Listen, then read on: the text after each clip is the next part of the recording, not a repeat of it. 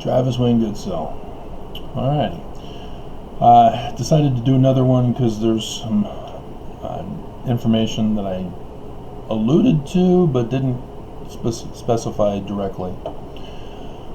So part one, the Puppet King, I went over that it starts off with a puppet king being put on the throne of Jerusalem, and alluded that it refers to America because of the signs of the total solar eclipses that cross in America. And what I alluded to was that the sign from Revelation confirms this date as it's the 23rd of September 2017, which I put the picture in that video. And the reason why it's important to know the real LDS church history is for those who are anti-Mormon and ex-Mormons. You guys know that the Book of Mormon is plagiarized, but what you don't know is that it's encoded. And one of the things that everybody misses is that the date for when Joseph supposedly got the Book of Mormon after going for the 4 years on the same day to be instructed. The sign in the heavens that day was that precise sign, just not exactly. There were some problems. There were a couple of stars that are on the head and shoulders of Virgo rather than on the crown. But yeah, there's a direct comparison that's going on here. And that's why it's important to know Paleo-Hebrew, Egyptian, real church history, contemporary United States history, York Rites Freemasonry, ancient temple rites, and as I covered in the other one, Jewish mysticism. Mysticism refers to mysteries, but in the sense of not secrets, but knowledge for the initiated. That needs to be understood. Has over time turned into secrets as a definition.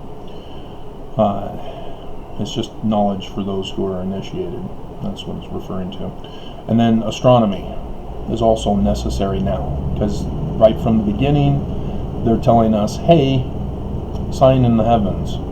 And it's a sign in the heavens for when the puppet king gets placed on the throne of America. They get the date right on target, because as they say, first year of the reign of the puppet king on Jerusalem was the year when the sign that Lehi sees in his dream occurs in the future. So you have to know astronomy in order to see into the future.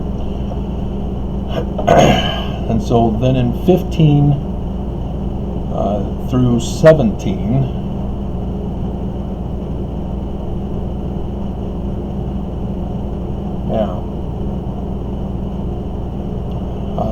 Nephi interrupts and talks about how he's doing an abridgment of the record of his father. And remember, Mormons, this is all replacing the 116 pages that was destroyed by Martin Harris. So again, LDS history is necessary to understand in the context of this book. And so 18, and therefore I would that you should know that after the Lord had shown so many marvelous things unto my father Lehi, as he's shown the date for the end times, when the puppet king is on the throne, when he begins to destroy, and the battle wages between what will be the man like Moses, who is referred to as one descending whose luster was above the brightness of the sun at noonday. And it's Son Amen. That's the Mormon Christ, of whom we are waiting for and looking for. In section 103 of the Doctrine and Covenants, Joseph calls him a Mormon who is like unto Moses. So many different titles, many different names. They're all referring to the same person. And yea, concerning the destruction of Jerusalem. And here we're talking about New Jerusalem on the American continent, or in America, the United States. Behold, he went forth among the people. So now he's had the dream, now he's going and warning people. And remember, you need to be looking for this pattern throughout the Book of Mormon. Abinadi, vision, dream of the Lord, preach to the people to be good and to stop being wicked, and then goes out and preaches and then gets arrested and called a terrorist threat and mentally ill and then murdered. And then Samuel the Lamanite is told by the dream, go tell the people in the capital city to repent, and there's destruction coming, and there are signs in the heavens that will accompany it. So the pattern continues over and over again. And so what you have is the response of the Jews. The Jews are a combo culture of both government and thus citizenry, as well as religious. Just like the kings anciently were theocracy, government and religion combined into one, Melchizedek's. And so the Jews are the people of Melchizedek, thus they are government citizens of the government, and they're members of the church. And in America, that's now separated. That's important to understand, because we're not talking about just the government of America, we're talking about the government and the religion of America. There are a number of religions in America, so how are we supposed to know which one? Well, Joseph Smith lets us know very well. And that's why And so the Jews, the people of Lehi's religion, who are also citizens of the same government as Lehi, mock him because of the things which he testified of them. For he truly testified of their wickedness and their abominations, and he testified that the things which he saw and heard, the signs in the heavens, the coming prophecies, all the things that he read in the book, manifested plainly of the coming of a Messiah. Notice they use Messiah, not Christ. That's the Hebrew version. And remember, this is the learning of the Jews, not the learning of the Roman destroyed Jewish Christians who Constantine conquers. Big difference. And this is what they're presenting right up front for us. This is the understanding of the Jews in regards to the coming of the latter-day Messiah, or Christ in Greek. Messiah is Hebrew, Christ is Greek. They both mean anointed. And like I said, the washing and anointings in the temple have to do with becoming Melchizedek's. So the initiated, the ones who are given initiated knowledge, or Jewish mysticism, are the ones who have been through the temple initiatories. Washings for high priests, anointings for kings, Christs, Messiahs. And so when Joseph says a Mormon in 103 will be a man like Moses, he's saying that a Mormon who has been initiated in the temple rituals will be the one with the Exodus. That's the one they're talking about. This is their book. It's them, Joseph Smith Sr., Jr. They're involved with this.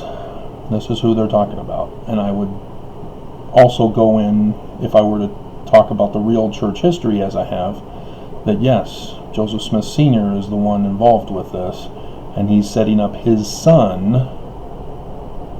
to be the one. And so when the Jews had heard these things, how dare you speak of a Messiah to come? How dare you tell us we're bad? They were angry with him, and as the prophets of old, whom they had cast out, stoned, slain, and sought his life, that they might take it away. And then Nephi interrupts again, and he will show, after this introductory chapter, as it was later turned into a separate, I think, chapters even. I don't think they put chapters and verse. Well, they didn't put verses, obviously, because I think it was Parley P. Pratt who put in verses, if I'm correct on that. And so, yeah, he tells you that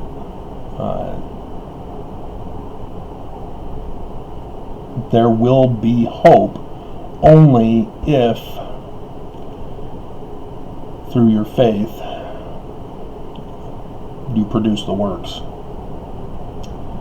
And that is why I warn Mormons. But alrighty, that's this segment, and then chapter 2 will be the next dream that we'll be going over.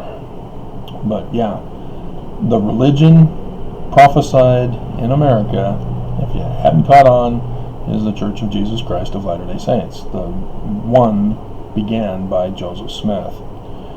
And so the prophecy of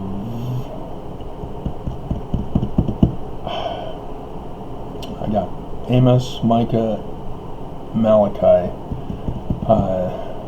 Surely that day will not come, save there shall be a falling away first. There needs to be a falling away in order for the Messiah, Christ, to come. You don't need him if the President of the United States is a good guy, not destroying America, not destroying the Constitution. Remember Joseph Smith? Again, history is necessary in all this. He warns the Constitution will hang by a thread. So, yes, it's prophesied that Mormons will be angry with those who call them wicked and who claim that a man from among them will be the Christ that they're supposed to be looking for. Because they don't like that. They have another concept of religion in mind.